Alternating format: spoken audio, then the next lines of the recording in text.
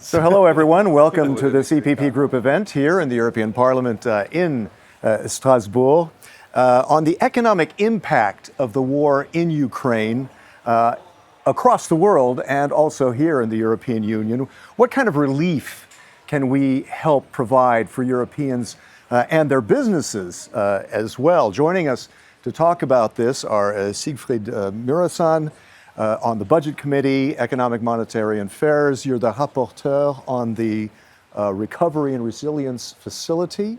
We'll talk more about that. Far end over there is Markus Ferber, Economic and Monetary Affairs Committee, Transport and Tourism as well. And Christian Ehler, who is on the Research and Energy Committee as well. How can we help Europeans to cope with what is going on right now? We're seeing a record in inflation for decades. We're seeing heating and fuel costs skyrocketing, the cost of living for everyone. We're struggling with this. And there is a recovery fund out there already, but how much can we speed that up? That there are still 200 billion in loans still available. What kind of relief can we talk about here? So let's quickly go then to, and I have a bunch of questions for you, but Siegfried, tell us about this Recovery and Resilience Facility. How can this help Europeans? Look, the invasion of Russian armed forces into Ukraine affected Ukraine, but it also affected the European Union. It affected the economy of the European Union. There is questions with regards to the energy supplies. People are concerned by the high inflation. Supply chains of different goods were affected. Trade, transport were also affected. Food security, as we were importing some agricultural products from Ukraine, as we were importing from Russia as well.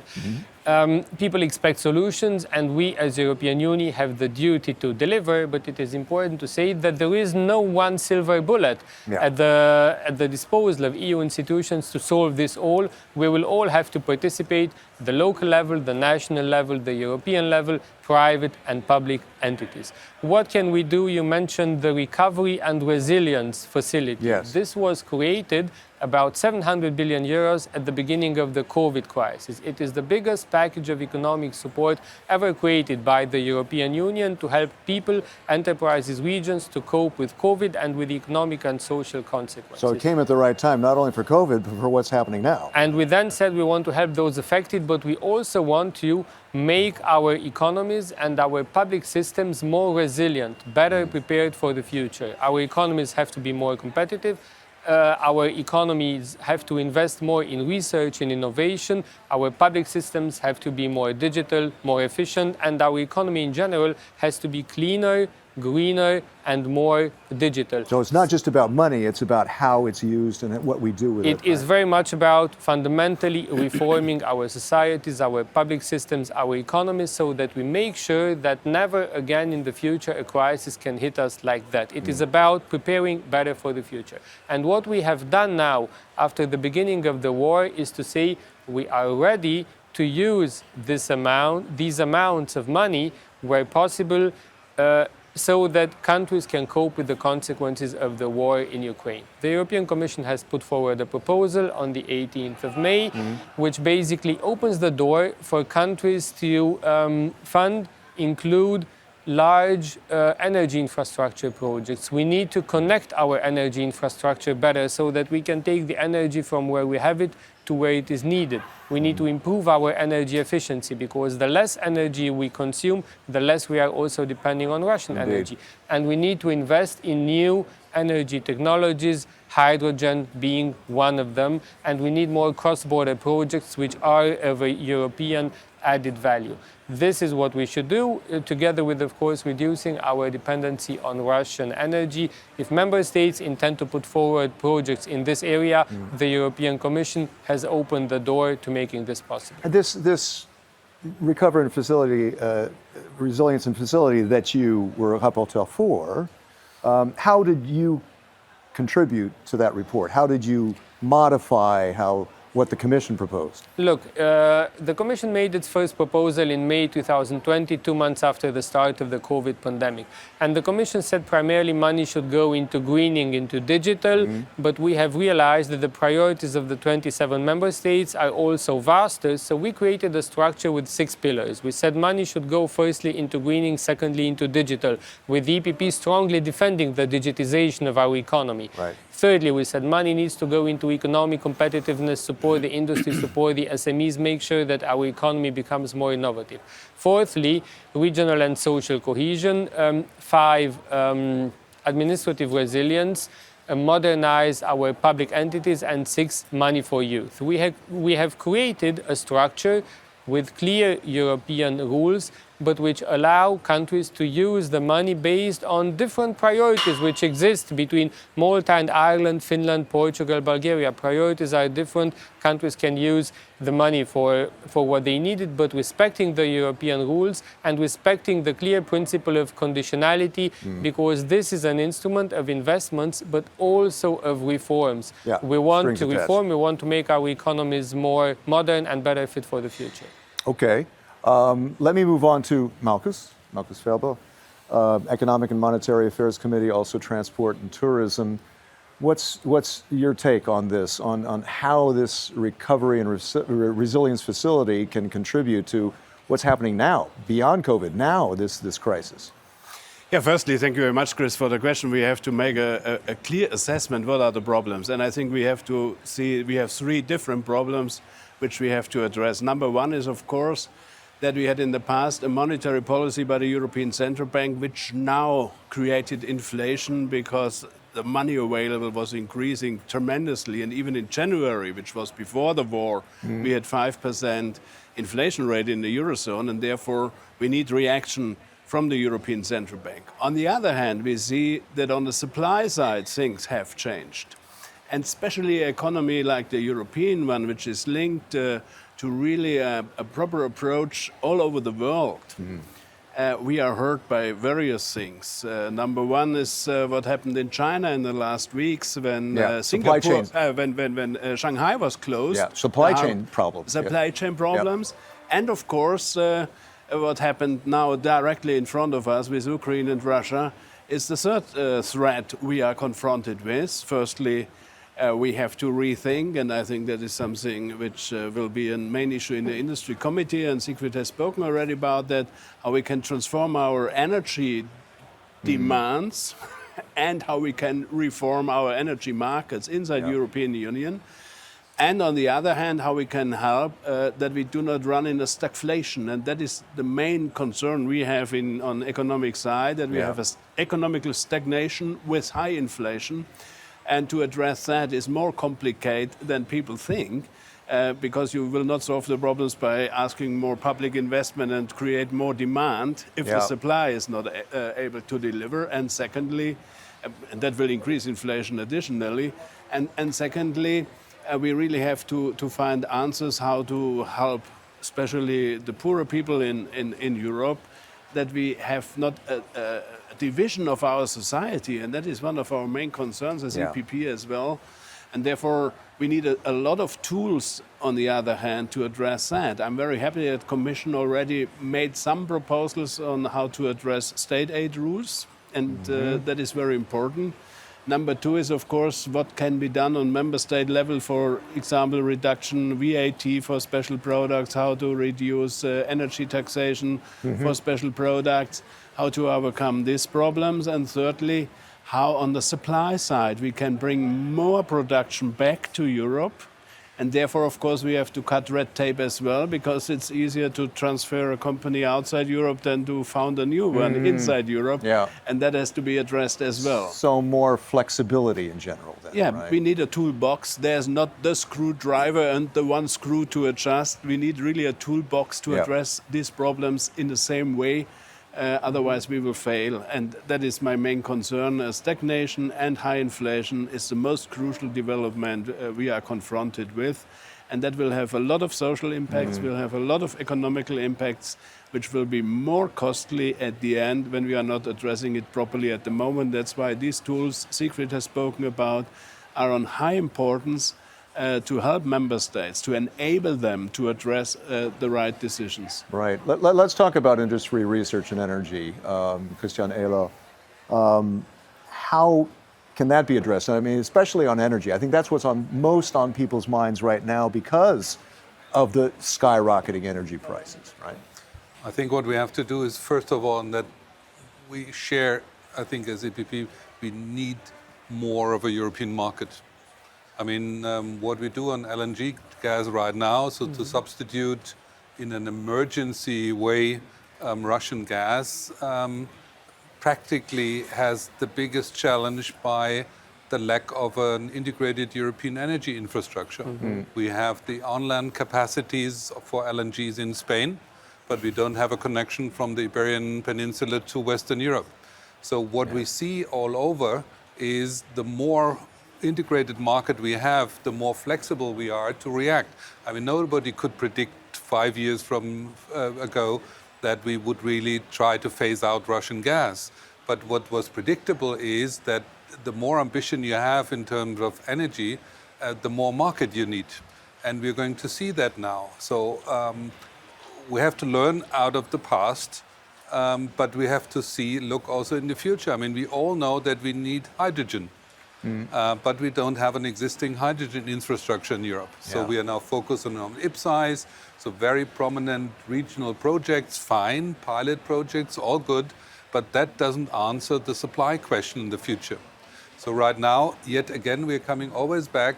If we are lacking an integration of the market, we are lacking the flexibilities and answers for the challenges. But we've been talking about energy union, energy independence, well before this conflict. How much does this really give the impetus for that to happen? I mean, the ones who didn't realize the shot, I mean, now, everyone should understand. I mean, we're in a situation in autumn, beginning of the winter, when Mr. Putin is shutting down gas supply to Europe. We will be challenged really to heat the homes in Europe. Yeah. So I think there had been a lot of, I mean, for example, the connection between the Iberian Peninsula and France. What was the obstacle? In the beginning, France tried to protect their markets. Later on, the economic value of that connection was questioned. But I mean, we have to understand that if we don't have a more integrated market right now, I mean, it is now no longer about would it be good, would it be plausible, would it be beneficial? It's simply a question of life and death. I mean, we at war. And we might not fight practically, but we at war. And this is not just related to, for example, the question of infrastructure. It's also the question whether we unite behind the idea what we are going to do strategically with raw materials. I mean, what is one of the big consequences? We are dependent on three regions. On the United States, yes, they are an ally, but sometimes they act in with their the interest changing too sometimes. agenda, then it's China and it's Russia. So, and realistically, we don't have a challenge with gas. I think personally we might be able to manage. But what happens if there would be a complete shutdown of raw materials from Russia, then we're completely dependent on China. So China is allied with the Russians. So what would happen in a theoretical situation when China and Russia are cutting down raw materials? Serious. Not even as an aggressive act, simply saying we need that for our economy. So the Chinese are buying Russian raw materials. The Chinese are saying we have a growing economy, we have a changing economy, our appetite for raw material is raising. What then? So I think what our approach in the industry committee is now really more integrated market, a more strategic and common perspective of Europe, how to cope with global supply chain, with the raw material questions. So get practical. Okay. Let me come back over on the money side then, on the budget thing, on crunching the numbers. There is a demand, and I think the EPP group would like to see some relief on energy taxes, on VAT, though you got to keep in mind about budgets too, right? But how much relief can there be for European consumers and businesses when it comes to taxes? Look, things are clearly interlinked. Firstly, the more energy efficient we are, the less energy we consume, the smaller the bill for consumers, for private individuals and companies. Firstly, secondly, what Christian Ehler said before on energy independence is very important, and I would like to underline that for 15 years we have been talking about the need to reduce energy dependency on Russia. But if I look at the map of Europe today, unfortunately, there are more pipelines that connect us to Russia. We increase dependency while we're talking about decreasing it, and that was a mistake. And we need to correct that. We need to understand that any single dependency on one single country of origin, on one single route of transport, or on one single source of energy is dangerous. We now see the negative consequences of our dependency on Russia, but because of what Christian Ehler explained, and I agree with him, any dependency on China or on any other single region, route of transport, or source of energy would be equally dangerous for us. This is why we have to diversify, more sources, more countries to buy from. I am fine with buying more gas from the United States this year, but we need to buy in a diverse manner, not to be dependent on any single country or source. Then when it comes to raw materials, we need to recycle more where we can recycle, so that once that we bought and imported a raw material, those raw materials that we use in different products, in different types of storages, that we then can recycle where it can be done. The energy mix is important. Some countries opt for nuclear energy, some are totally against, some have better conditions for hydro, some for wind, some for solar. Yeah, depends on the country. So we are setting a framework at European level, but of course we should also use the competitive advantage and the contributions of each of the member states. And this will, to conclude by answering your question, this will also help us reduce the bill and the burden upon consumers. Okay. You're watching the CPP Group event here in the European Parliament. We're talking about the economic impact from the Ukraine war on all of us. And if you hear a good soundbite, please project it. At EPP Group is a good handle to put on there. Let's talk about regulation, regulatory moratorium. To what extent should there be regulatory moratorium, Markus, on for European businesses? I think even the lesson we learned out of COVID, and to see our dependency, especially on China, starting with simple products like masks, where we've not been able to produce them inside Europe, or traditional medicaments, pharmaceuticals, which we do not produce anymore in Europe, showed how dependent we are and how vulnerable we are. So that is number one. Of course, you can create a world where you put all the problems to the rest of the world, and Europe is the funny region where we protect everything, but not our industry. And therefore we have to find back to a balanced approach. Of course we have responsibilities for our environment, of course we have responsibility for the climate, but we have responsibility for our people as well. Yeah. So as I said, even COVID learned the lesson that we have to bring some production back to Europe. And that was said by everyone now, and I fully agree with that and share that we are not in a casino where you put all the money on one number, on one country, and to create dependencies or to replace existing dependencies with new dependencies.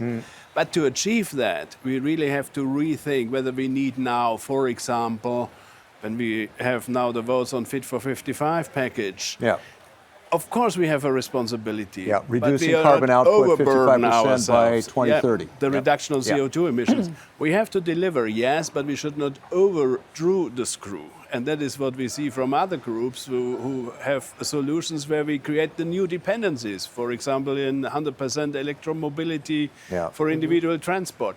We have to be aware that, for example, on the chemical sector, where Commission is in the preparation of a new legislation on the REACH, which is a good tool to reduce toxic chemicals, toxic products in the European Union. But if you bring that to zero, you kill the production as well. And therefore, to find a more balanced approach. Only to mention these two things, and I could add a long list on that, is very crucial now that we can keep production in the European Union. And so it's not only cutting red tape, what member states very often do, especially the country I know best, but even that we do not start with new legislation, adding new problems on top. For example, reporting obligations. We will not save the planet by reportings, we save the planet by actions. Yeah. And therefore, a lot of things can be done. I stop now because I have a long list in mind. Yeah. But that is something we are negotiating now with the Commission as well, to concentrate on the big things which have to be addressed, no doubt about that, but to reduce additional burdens which will hurt our economy and will even strengthen our dependencies on other regions, especially on China. Not easy to strike a balance between that regulatory moratorium and Fit for 55, trying to slash emissions and become more and become greener. But No, I think it's the opposite. Christian? I mean, Or you can do both. I mean, what We have to. We have Yeah, to. we have to. Simply, I mean, the original idea of the Commission was to have the Green Deal. So now we have the regulatory part. I mean, that is nothing less than transformative, what we are planning. And then the Commission had been saying we have an industry policy which is looking to individual sectors. The Commission was identifying 17 sectors and then saying there is the logic of ecosystems. So each industrial sector has its own rules, its own framing conditions and so. But the Commission never delivered on that. So we're not, with this plea for a moratorium, we're not like shooting in the wood with a shotgun. Okay. It follows the logic of what had been proposed by the Commission. They had been saying we do regulation, but then we look to the individual sectors and say what is constituting that sectors. And that had been never delivered. And as Markus had been rightly saying, I mean, we have a chemical industry which needs 10 times more energy than before. The investments are getting in the billions, literally. So this is an industry transforming in 8 years. We still have in the basic chemical products, we are world leading. And the projections, and that's not the industry projection, the projection from the scientific side are that if you do both, if you over-regulate at the same time you want them to invest, that's not going to work. So we have to focus. And we are in a triangle of a war with Ukraine, the aftermath of Corona, which caused a recession in some member states, like in Italy, and the challenges for Fit for 55. Yeah. And I think if you see that triangle, I think it's a well-positioned plea that the Commission is living up to their own ambition. They had been announcing that they want to describe the ecosystem for the industrial sectors. And we are not, and that's important, we are not against environmental law. That is, I mean, REACH is a good example, but it shouldn't be the only one. As Markus had been saying, we are now preparing another round of documentations for small companies. I mean, they have to cope that they have rising energy prices. They have more regulation. They're confronted with a recession. They have problems to find qualified people. And then we are not willing for a phase of 8 years where we say, okay, in this all of that, we simply say no additional burden to the industry. And the interesting thing, the industry here wasn't lobbying for Fit for 55 to get a relief or something like that. Most of the time, they were lobbying that we don't get in their way by additional regulation, by what we had been placing. That's the biggest challenge for Fit for 55. That's ourselves, the over-regulation of Europe. You don't have to go and vote right now, do you? This alarm keeps going off, and I don't want. That is what the matter asked for, yeah. It's okay, right? Okay, all right. Well, let's move on then. This is all going to cost money. And what about this recovery fund? How do we expand the scope of recovery fund loans, for instance? Look, when it comes to the money, we are ready to do our share as European Parliament, but we cannot shoulder the burden alone. What we are ready to do is we committed that 30% of all money that the European Union will spend in the next 7 years will go into projects which have a positive contribution upon the environment, will go into green projects. Okay. 30%. From the traditional budget of the European Union, it will be about 27%. From the newly created Recovery and Resilience Facility, it is 37% written down in law. But in addition to us doing this, committing a lot of money to greening, member states, regions have to do the same, and the private sector also has to invest into greening. But for this, we have to create the right framework for the private sector, the right incentives to invest. And this is why what Markus and Christian said before, I feel it is so important, because we as EPP want to realize the transition to a green economy, but we want to do it with the industry, not against. Sometimes we have green colleagues who say European industry, either it adapts or it dies. For us, for the EPP, the death of European industry is not an option. We want to support industry to become more innovative, more future-oriented, greener, cleaner. But as Markus and Christian said, the burden upon consumers, upon industry is significant now. We need to see how much they can shoulder, and we should not ask more from them than they can do. And we should also support them. And this is the approach of the EPP. The Green Deal is much more complicated than it sounds in the first soundbite, where you say by 2050 we should be CO2 neutral. Yeah, you want to decarbonize, but you don't want to deindustrialize. That right? sounds easy, but we have to do it in a way in which it is not based on regulation only, but it is based on investments, on innovation, on research.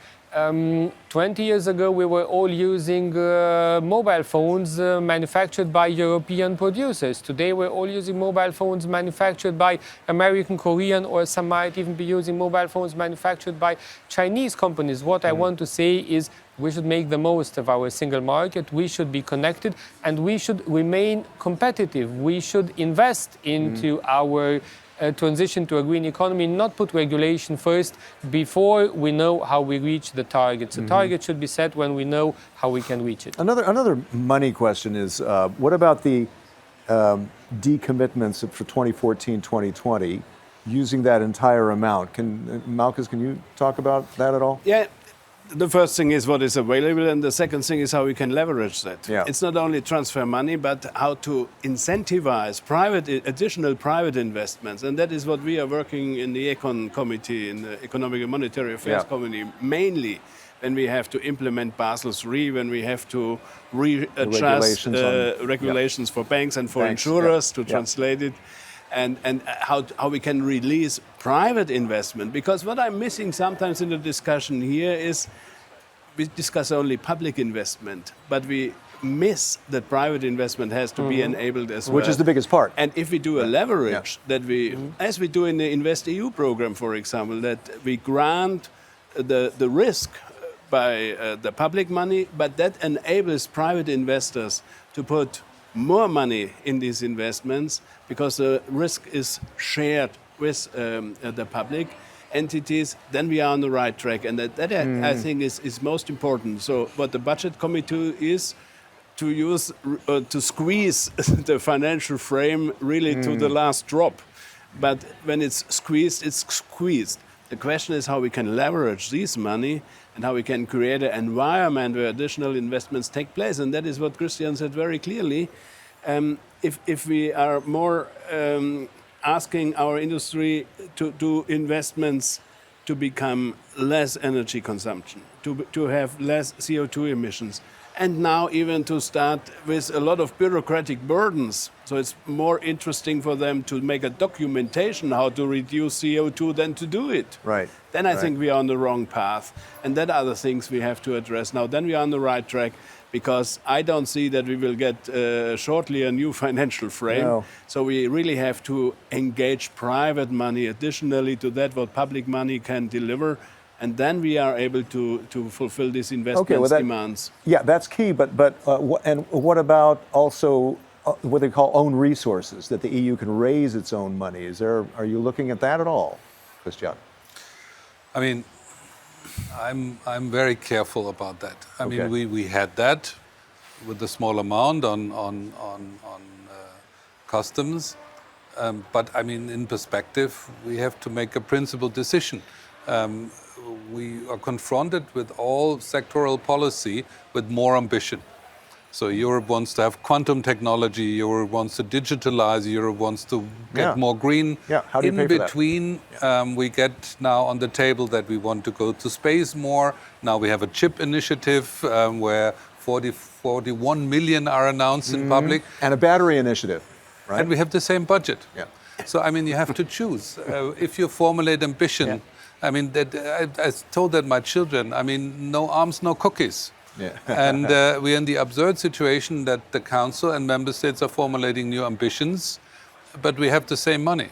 And I think that is not going to work. So either we reduce our ambitions, which is not, from my point of view, not very plausible in these times, or we have to think about own resources. Because that is not going to work. I'm confronted right now on quantum. We are world leading. We have €1 billion euro for the quantum flagship project. We produced the first quantum computer of industrial size, so to say. And now we have a chip initiative, desperately looking for money, and then we want to cut the quantum project for the chip initiative. Yeah. So we are cannibalizing with our own ambition the flagship projects of Europe, and that is not going to work. So from my point of view, without own resources, it might not work, or we have to be realistic. But if you go on to cannibalize ambitions by other ambitions, that is not going to work. Okay. I think we're getting close to the end now. I think if we can have sum up, sort of a lightning round of comments on your message to European consumers, European businesses, what we should be doing at the EU level to make life easier, considering this recovery from COVID, this dealing with this Ukrainian war, and trying to make this green transition. How do we do this all at the same time? Look, during every crisis in the past 10, 15 years, people in Europe expected solutions from the European Union. This was the case during the economic financial crisis 10 years ago, during the migration crisis 5 years ago, during COVID, and now following the Ukraine war. In every of these crises, the European Union delivered, although in some areas we didn't have the prerogatives, the competencies to do so. So one thing to do now is to make sure that the European Union has the right prerogatives, is rightly equipped to provide solutions to the problems that we are facing. So we need to update the European Union, which is a normal process in a world which is changing, firstly. Secondly, we need to keep course, also between crises, because 10 years ago, during the economic and financial crisis, we decided that we need to reform our budgets. Fiscal discipline is important. We should not overspend, because if you overspend, you will be weak in times of crisis. We decided to strengthen the economy, to be cautious with budgets. Once the crisis was over, we did some of our homework, but not all. We have to be honest. Also, when it came to the migration and refugee crisis, some things were done, some not. So what I want to say is also between the crises, we should be responsible. We should work on strengthening our economy and strengthening our position in view of the next crisis. We are ready from the European level to do our share, but there needs to be concerted efforts also with the national levels. It can't be that, a member state overspends and then we're trying to compensate always from European level. We should all be aware of our responsibility. We as EPP Group are aware of our share of responsibility. Okay. Markus, final comment? I think the lessons we learned, and I fully agree what Siegfried said, is there's only one solution, and that is if Europe sticks together and addresses all these issues. But that means as well prioritizing and not cannibalizing. I fully agree on that. And if we are not able to prioritize, then of course you have to deliver new resources, new possibilities, maybe legally by changing the treaties or using passerelle clauses, or financially by readjusting the financial frame and granting new own resources that we are able to deliver. But you cannot say Europe has to deliver, but with the old system. And I think that is the momentum we have to use now as well. What we can do in changing in our legal position, treaties or passerelle, and on the other hand on the financial area. And therefore I think EPP has a lot of good ideas, finding support in the parliament, delivering for the people in Europe. Christian, keeping that momentum, how do we do it? I think we should stop fighting our own industry. I mean, this artificial contradiction between the citizens and the European economy is crazy. Citizens are employed. Citizens have a job, want to have a job, want to have a living. And we create artificially now some kind of distance between the European societies and the European economy. And that's insane from my point of view. It's very dangerous. And secondly, we should wake up. I mean, the Russians had thrown us yet again in our public discussion in geopolitics. And we should understand that no European state has a solution for its own. So if we want somehow adopt to the realities, we have to understand that we are one of the three global players. That's China, that is more or less Russia, it's the United States, and then where we are. And I think the Russia crisis made us understand that we have to have an idea about our global relationships, about dependencies, about needed allies. And I think we have to wake up. We are very, very much self-centered in Europe, nationally, but also in the European Union. And I think we have to wake up. We're in the 21st century. It might be a much more hostile century than we had been experienced the last 50 years. It was a peacetime. We had been speaking about the peacetime dividend, but right now we are back to reality. And if we tackle the reality by innovation, by an ambition in our societies, yes, to achieve the Fit for 55 goals, climate reduction, but also have a look on the digitalization, on the need for innovation, I think we are able to cope. But if we stay self-centered, we might not survive. Christian, thank you very much. Markus, Siegfried, Thank you. Tackling this Ukraine crisis on an economic basis here at home in the European Union. Thanks to all of you for watching the CPP Group event here in the European Parliament in Strasbourg. Keep in mind, at EPP Group EU for any tweets you'd like to do, and take a look at more information on eppgroup.eu. I'm Chris Burns. See you next time.